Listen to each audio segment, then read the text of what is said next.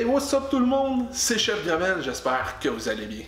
Aujourd'hui, je vous propose une nouvelle recette. Des boules de pâte à biscuits saveur de pépites de chocolat avec un ingrédient complètement inusité. Des haricots. Vous me croyez pas? Vous croyez que c'est pas possible? Que ça goûtera pas bon? Faites-moi confiance. Let's go, je vous montre ça.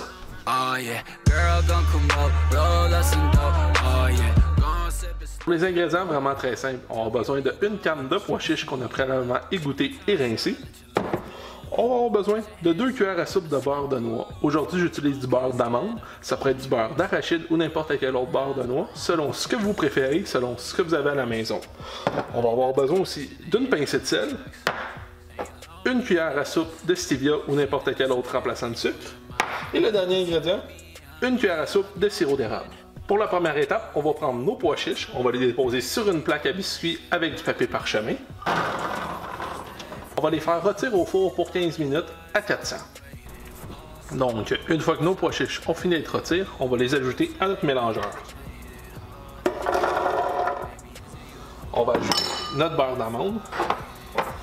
On va ajouter notre stevia.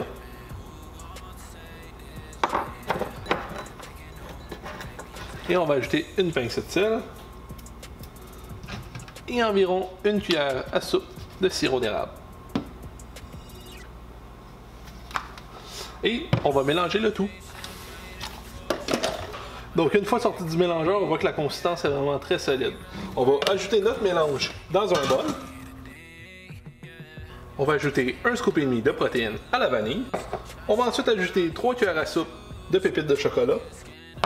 Et notre ingrédient final, on va ajouter 2 cuillères à soupe de farine de noix de coco. Pourquoi on utilise ça? C'est pour remplacer la farine de blé. Ça va donner de la consistance pour former nos boules et c'est très riche en fibres. Et on va mélanger le tout. Pour l'étape finale, on va former des boules avec notre mélange. Donc une fois terminé, nos boules ressemblent à ça.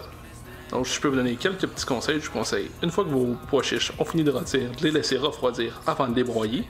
Aussi, pour la farine de noix de coco, si vous n'en trouvez pas dans votre épicerie, c'est un produit qui est plus particulier, allez voir dans les magasins en vrac, souvent eux en ont en stock.